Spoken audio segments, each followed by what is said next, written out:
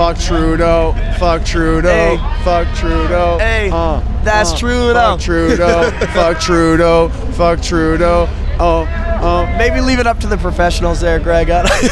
All right, and I am here with Mitch, Red Pill Rapper. Hello, everyone. It's me. It's Mitch Murphy, the Red Pill Rapper. Oh my gosh, I'm here with my best friend from the internet.com, man. We're feeling good. You were just performing up there. What song were you playing? That one was called Not Sorry. I'm trying to encourage Canadians to not be giant pussies and to not be sorry about it. You know what I mean? To just kind of like shake up, you know, get that masculine energy and just to be bold, you know, embrace the spirit of boldness, the spirit of freedom, and to just embrace it and not be sorry anymore. I love it already. Just the way you're describing that, because we need that in Canada, man. Yeah, we need thanks. that in Canada. Well, yeah, because that's like the way that this whole thing has happened in this country is that because Canadians are actually not weak by nature. Like, we live in minus a million degrees. We're tough. That's right. We're tough, man. We work in the snow.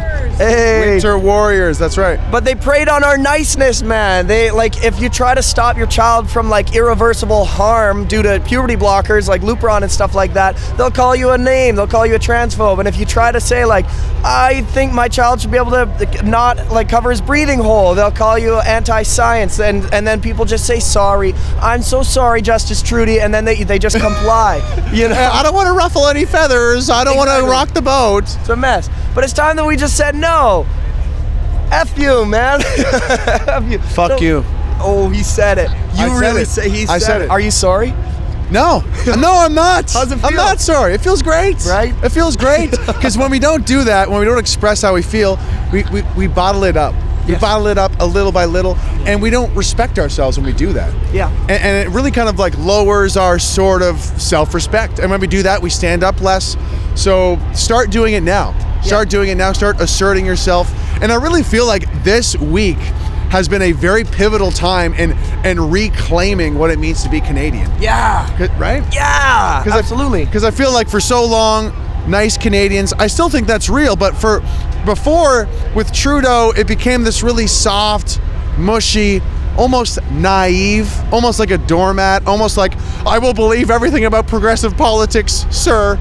You know, everything, I will worship the transgender flag and the rainbow flag, and I will do everything I'm told about the environment, and just like obey. And it's like, that's not what being nice is. That is kind of what being compliant and moldable is. And how would you say it's changed over the past week, the identity of being Canadian?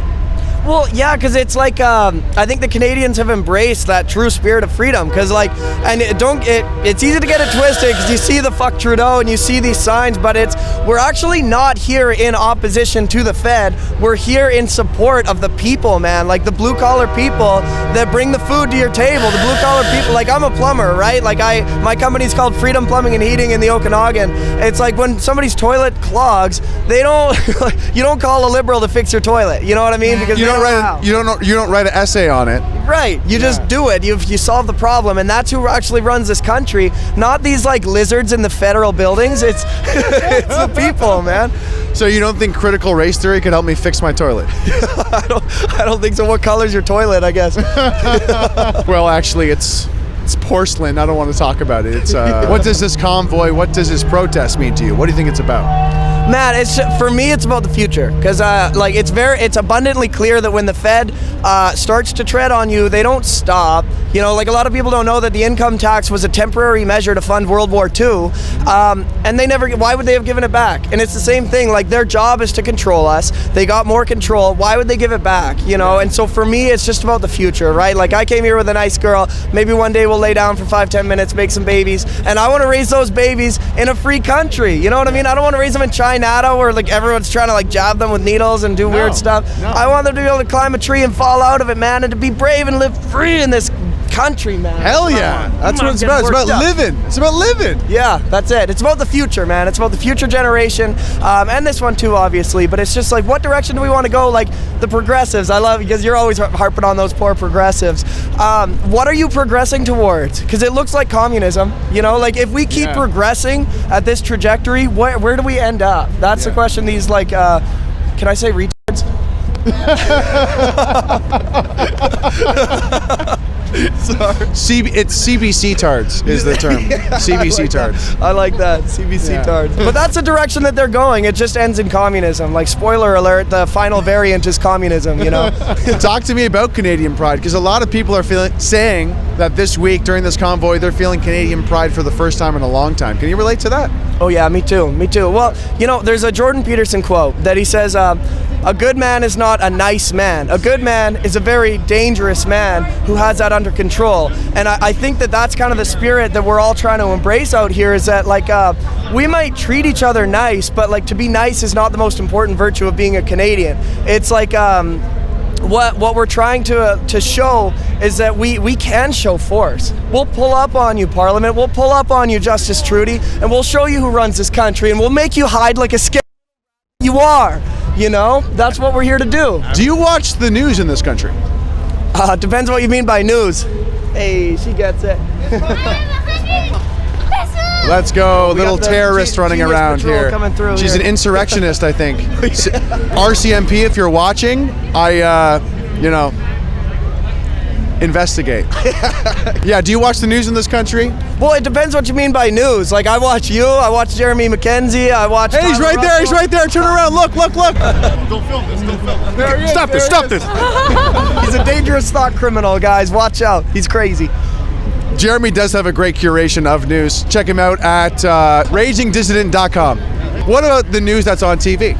Well, no, and it's so funny, man, because it's like we've been here, right? We've been out here. We drove out from Kelowna, and me and Haley are out like our hands are red from all the high-fiving, you know, and all that. Like, we're just hugging. Everybody's having so much fun. Yeah. And we go back to the hotel. Our phones are flooded with people saying like, "You guys, it's dangerous. I saw it on the television. You don't understand." And I'm just like, "Yeah, was it on right after the moon landing? Is that like, is that you saw it on the TV? You think it's dangerous? It's not dangerous, man. There's babies. People bring their babies here." Yeah. Extreme.